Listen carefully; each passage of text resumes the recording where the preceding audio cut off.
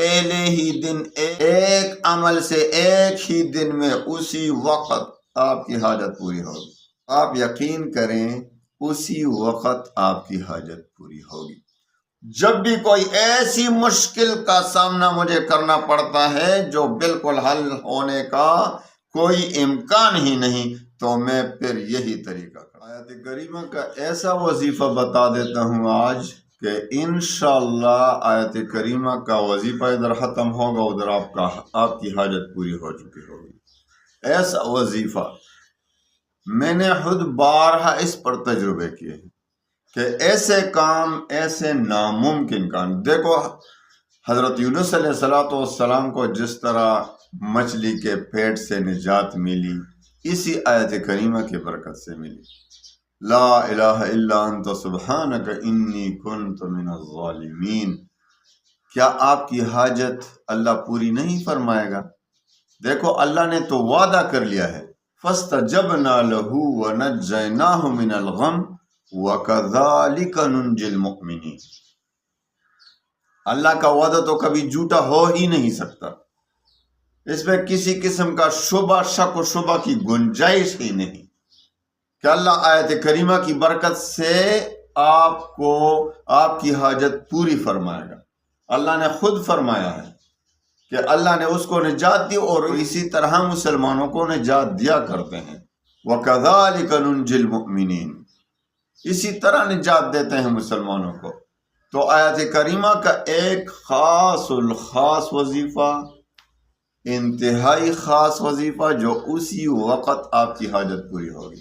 آپ نے بہت جنتر منتر کیے ہوں گے اپنے حاجات کے لیے، بہت سے وظائف پڑھے ہوں گے، لیکن میں نے خود بارہا آزمایا ہے کہ جب بھی کوئی انتہائی سخت قسم کی پریشانی لاحق ہو جائے، کوئی حاجت پوری نہیں ہو رہی، تو فوراً یہ عمل کرتا ہوں، انشاءاللہ اسی وقت 10 منٹ میں حاجت پوری ہو جاتی ہے۔ آپ بھی تجربہ کریں، ہمارا رب وہی ہے، اس کی طاقتیں، اس کی قوتیں وہی ہے، اللہ سب کچھ کر سکتا ہے۔ تو آیت کریمہ ایک تو بہت سے میری مائیں بہنیں واٹس ایپ پر یہ پوچھتی ہیں کہ یہ وظیفہ کیا ہم حالت حیض و نفاس میں پڑھ سکتی ہیں؟ تو بہنوں ایک بات سن لیجئے کہ قرآن عظیم کی حیض و نفاس کی حالت میں قرآن پاک کی تلاوت ممنوع ہے، لیکن فقہائے کرام نے فرمایا ہے کہ جہاں جس آیت میں دعائیہ الفاظ ہوں، جس میں دعا کے الفاظ ہوں، تو ان کو بحیثیت بطور دعا کے پڑھنا جائز ہے، نہ کہ بحیثیت اور بطور تلاوت کے۔ بطور تلاوت جائز نہیں، بطور دعا پڑھنا جائز ہے۔ تو لا الہ الا انت سبحانک انی کنت من الظالمین کیا یہ دعا ہے؟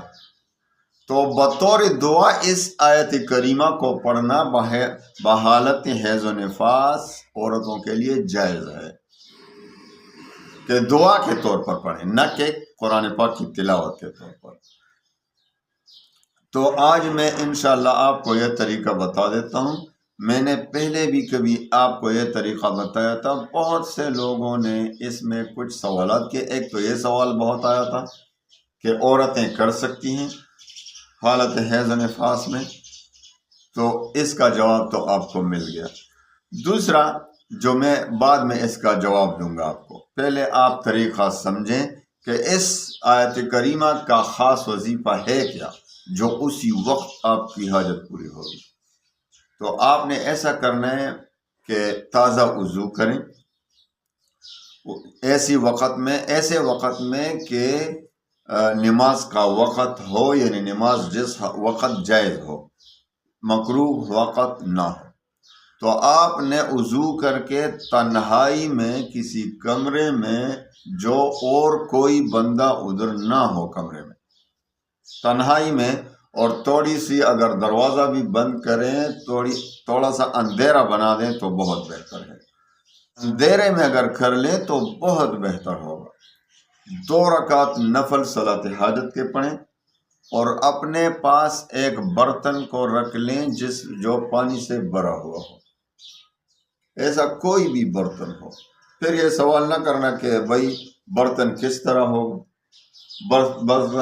برتن جو ہے پلاسٹک کا ہو تو کیا، یار برتن جو بھی ہو جس میں پانی بھر سکتا ہو، بھرا ہوا برتن، خواہ وہ ہڈی کا بنا ہوا ہو، خواہ وہ اسٹیل کا بنا ہوا ہو، خواہ وہ پلاسٹک کا بنا ہوا ہو، جو بھی برتن ہو جس میں پانی بھرا ہوا ہو، وہ سامنے رکھیں اور آپ نے سب سے پہلے 11 بار درود شریف پڑھنا ہے۔ 11 بار درود شریف پڑھنے کے بعد آپ کو جو بھی درود یاد ہو، درود ابراہیمی پڑھیں تو بہتر ہے، درود ابراہیمی بہتر ہے، ورنہ جو بھی درود آپ کو یاد ہو وہ پڑھیں۔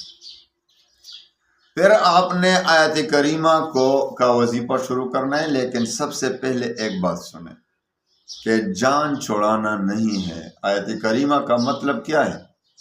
لا الہ الا انت سبحانک انی کنت من الظالمین،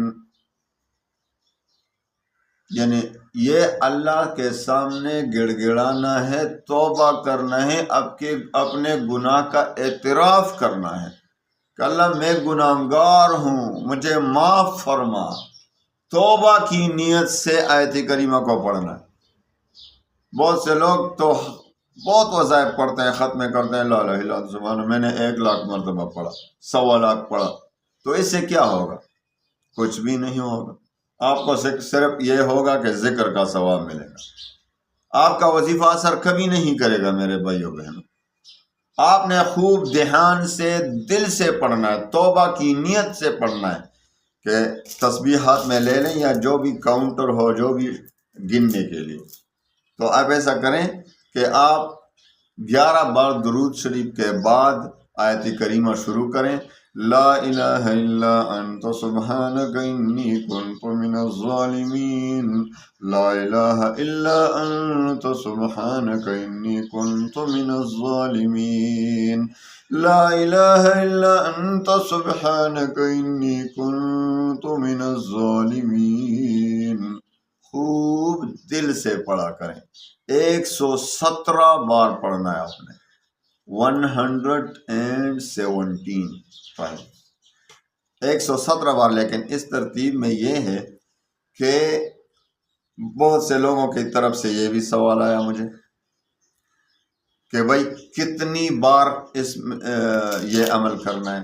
تو آپ نے جب چند مرتبہ پڑھیں، مثال کے طور پر 8 مرتبہ، 10 مرتبہ، یہ آپ کی مرضی، لیکن کبھی کبھی یہ عاجزی کے لیے یہ کرنا ہے کہ پھر تسبیح وہ نشانہ لگا کر وہ رکھ لیں اور اس برتن میں جس میں پانی بھرا ہوا ہے اس میں دونوں ہاتھوں کو ڈبو کر یعنی گیلا کر کے پھر عاجزی کے طور پر اپنے چہرے پر مل لیں اسی طریقے سے، اور یہ کئی بار آپ نے کرنا ہے یہ عمل۔ تو بہت سے لوگوں کی طرف سے یہ سوال آیا کہ کتنی مرتبہ کرنا ہے؟ تو اس کا جواب آسان ہے کہ اس کا کوئی مقررہ تعداد مقرر نہیں ہے، بس 8-10 مرتبہ جب پڑھیں گے پھر ایسا کرنا ہے، پھر جب 8-10 مرتبہ پڑھیں گے، 10-12 مرتبہ، تو آپ نے پورے عمل کے دوران 10-12 مرتبہ یوں کرنا ہے۔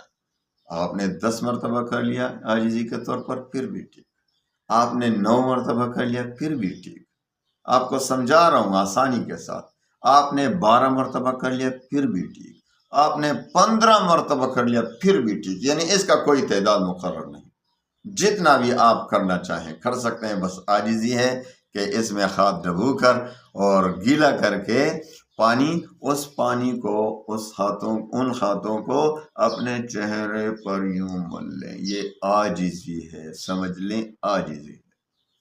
اور پھر یہ سوال بھی حل ہو گیا، 117 مرتبہ اس طریقے سے پورا ہوا تعداد خوب دل سے، اس کے بعد پھر 11 بار درود شریف پڑھیں اور پھر خوب گڑ گڑا کر دعا مانگے۔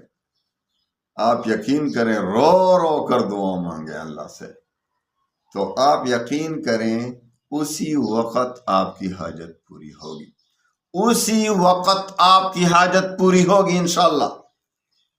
کئی بار میں نے خود آزمایا ہے، جب بھی کوئی ایسی مشکل کا سامنا مجھے کرنا پڑتا ہے جو بالکل حل ہونے کا کوئی امکان ہی نہیں، تو میں پھر یہی طریقہ کرتا ہوں، یہی طریقہ آزماتا ہوں، انشاءاللہ اسی وقت 10 منٹ میں کام پورا ہو جاتا ہے۔ ہاں اگر ہمارے کام میں کمی ہوگی تو پھر آپ نے 40 روز تک، 40 روز اس کا آخری حد ہے، 40 روز تک مسلسل کرتے رہیں اگر، جب تک آپ کی حاجت پوری نہیں ہوگی، انشاءاللہ کبھی بھی مایوس نہیں ہوں گے۔ پھر ایک اور جو سوال پوچھتے ہیں لوگ، پھر واٹس ایپ میں مجھے جتنے بھی سوالات آئے ہیں ان کے جوابات دے دیتا ہوں۔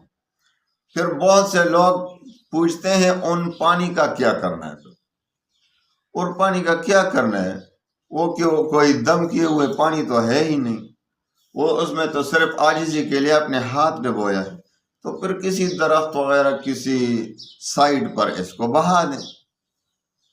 یہ تو اس میں کوئی خاص معاملہ تو نہیں کہ اس کو یوں کرنا ہے، یوں کرنا ہے، دریا میں ڈالنا ہے، نہیں، بس کسی جگہ اس کو بہا دیں۔ ہاں گندگی نالی میں وغیرہ میں نہ بہائیں، کسی سائڈ پر کسی درخت کو وہ پانی ڈال دیں، بس ختم، کوئی خاص طریقہ اس کا نہیں۔ تو اس عمل کو آپ انشاءاللہ کریں، پہلے ہی دن ایک عمل سے آپ کی حاجت پوری ہوگی، ایک عمل سے ایک ہی دن میں اسی وقت آپ کی حاجت پوری ہوگی۔ اور اگر ایسا نہ ہو، آپ کے عمل میں کمی، کیونکہ ہم بہت کمزور ہیں، تو 40 روز تک مسلسل کریں، انشاءاللہ 40 روز میں آپ کا یقیناً جو بھی حاجت ہوگی وہ پوری ہو جائے گی انشاءاللہ۔ اللہ تعالیٰ عمل کرنے کی توفیق عنایت بخشے۔ وآخر دعوانا